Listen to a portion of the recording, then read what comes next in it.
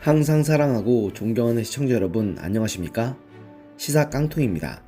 4.15 총선 대선 이후 승승장구하던 문재인 대통령의 국정운영 지지율이 최근 들어서 여기저기서 빨간불이 들어오고 있다는 것은 모든 분들께서 잘 알고 계실 것입니다. 급기야 문 대통령에 대한 지지율이 취임 후 처음으로 40% 선마저 붕괴되어 사상 최저치를 기록한 조사까지 나와서 이러한 위기감은 가중되고 있습니다.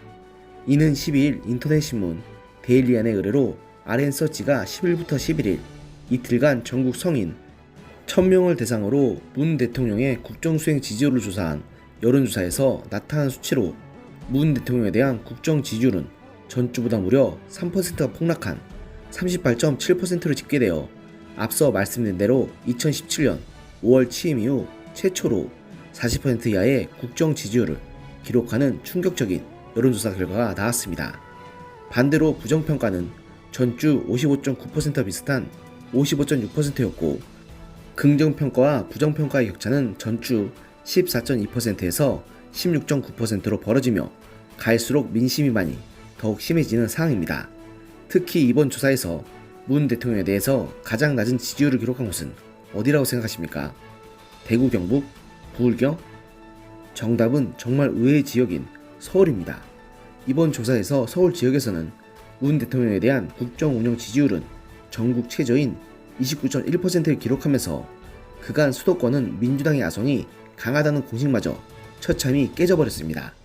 반대로 부정평가는 5.2%가 급등하며 무려 65.5%로 집계되어 서울 지역에서 현 정부에 대한 민심이만이 매우 심각하다는 것은 사실로 드러났습니다.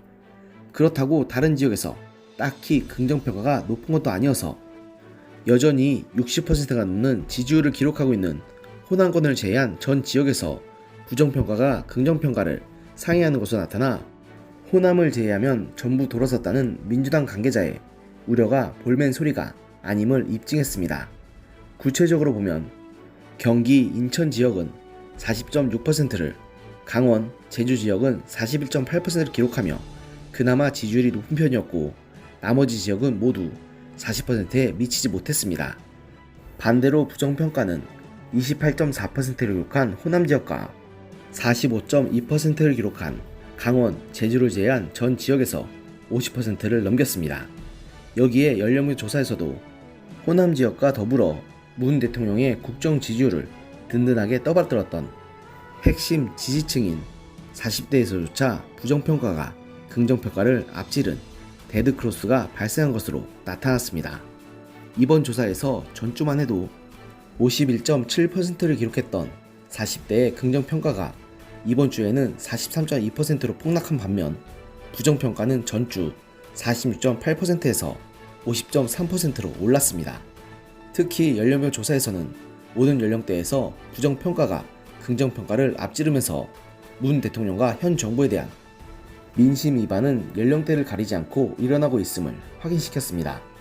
아울러 추미애 법무부 장관의 검찰, 고위직 인사에 대한 평가를 묻는 질문에도 잘못됐다는 응답이 56.1%로 나타난 반면 32.9%에 그친 잘한다는 의견을 압도했고 여권에서 제기되고 있는 윤석열 검찰총장의 사퇴 주장에 대해 어떻게 생각하는가라는 질문에 대해서도 53.2%의 응답자가 잘못된 주장이라고 대답하면서 34.6%에 머무른 잘한 주장이라는 응답자보다 더 많은 수를 차지했습니다.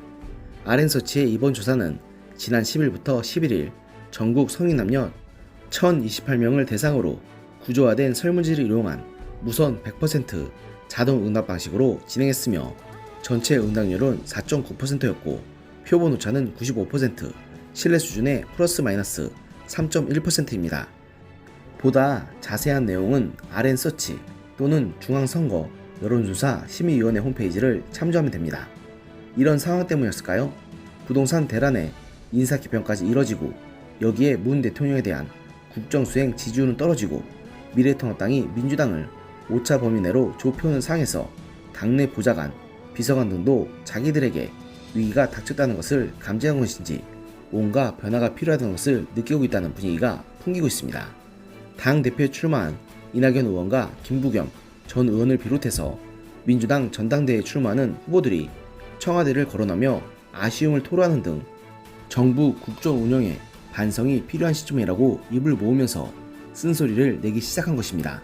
실제로 민주당 전당대회를 준비하는 한 캠프 관계자도 11일 언론과의 인터뷰에서 청와대 부동산 논란이 터지면서 전대 이슈도 청와대가 추구하던 안정적인 국정기조와는 다른 쪽으로 갈 것 같다고 말하면서 이러한 위기 분위기가 민주당 당권 주자들 및 대권 주자들 사이에서도 감지되고 있음을 간접적으로 드러냈습니다. 그렇다고 당의 중심은 아직까지도 친문 세력이기 때문에 여전히 이들을 의식할 수밖에 없는 상황에서 무작정 청와대를 뒤로하고 당이 주도권을 지는 것도 아직까지는 부담일 것이라는 지적이 나오고 있습니다. 일례로 당 대표에 출마한 박주민 의원은 지난 9일 중앙일보의 인터뷰에서 문재인 정부에서 아쉬운 정책도 있냐라는 질문에 정책을 세우고 집행하는 과정에서의 구체성과 세밀함이 아쉽다고 말했는데, 하지만 향후 논란을 의식해서인지 이날 곧바로 페이스북에 결론부터 말씀드리면 저는 정부의 부동산 정책이 지향하는 목표가 옳다고 생각합니다 라며 한 발 물러선 듯한 모습을 보이면서 친문 세력을 의식하는 듯한 모습을 보였습니다. 이렇듯 친문이 당의 핵심 자리를 모조리 차지하고 있고 문재인 대통령의 국정 지지율이 여전히 당 지지율을 웃도는 상황에서 당이 청와대와 대놓고 대립각을 세우기에는 아직 한계가 있을까요? 솔직히 저는 기대가 안 됩니다. 반면 통합당 비대위에서는 그간 통합당에게는 난공불락이었던 호남 지역구를 공략하기 위해서 현역 의원들에게 제2의 호남 지역구를 배정하기로 했습니다. 이는 마치 도시끼리 자매결연을 맺는 것처럼 다른 지역에 지역구를 두고 있는 현역 의원이 호남 지역구를 배정받아 예산을 따내거나 민원을 청취하는 등 내 지역구처럼 살핀다는 취지인데요. 이 운동을 주관하는 국민통합특별위원회 위원장 역시 전라북도 고창군 출신으로 지난 20대 총선에서 전주시에서 새누리당 간판을 내걸고서도 당선된 정운천 의원을 내세웠고, 집중호우로 큰 피해를 입은 전라남도 구례군 및 하동군 일대에서 연일 수해복구 봉사활동을 벌리면서 호남 미신 잡기에 분주한 모습입니다. 이는 그간 통합당이 충분히 대표하지 못했던 호남 민심을 끌어안고 명실상부한 전국 정당의 위치를 되찾기 위한 포석으로 풀이되는데요. 저는 이렇게 지지율이 회복세에 들어섰다고 자만하지 않고 낮은 자세를 유지하는 모습을 긍정적으로 봅니다. 이처럼 불과 4개월 전 총선에서 대승한 민주당이 4개월도 되지 않아서 자중질환에 빠지며 위기에 빠진 것에 반해 대피하며 암흑 속에 갇힌 것만 같았던 통합당이 다시 살아나는 모습을 보면 참 세상사 세용지만한 말이 딱 맞는 것 같습니다.